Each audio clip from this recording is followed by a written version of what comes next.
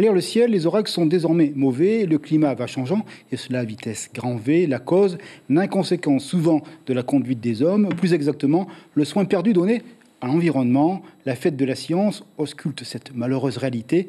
Elle est à la fois une expertise et un appel à la conscience civique, une respiration douce à donner à la vie future. Parfois, quelques petites attentions soulagent la terre. Il n'y a pas de petits gestes. Leur addition est une promesse. Les visiteurs du village de la science en sont d'accord. Reportage ici à Papeete, Théophane Télétoua avec David Chang.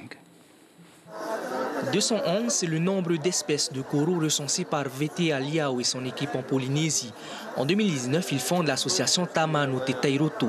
Chercheur en biologie marine, il se consacre uniquement à la protection de ces animaux.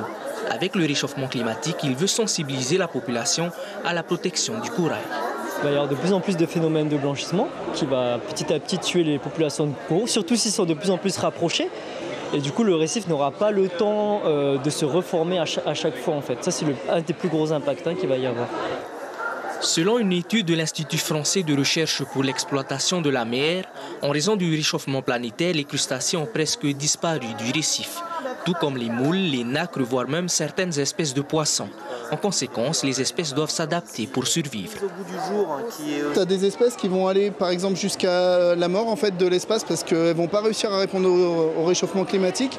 Et il y a d'autres espèces qui vont réussir en mettant des mécanismes en place à s'adapter au réchauffement climatique. Donc c'est vraiment lié en fait, chaque espèce va répondre différemment au réchauffement climatique.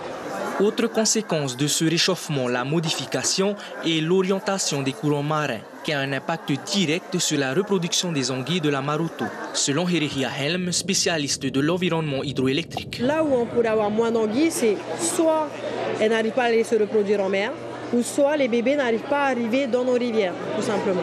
C'est plutôt ça qui pourrait toucher la population des anguilles. J'ai appris plein de choses sur les barrages, les anguilles, la reproduction, leur mode de vie, comment elles se reproduisaient, leur endroit de reproduction.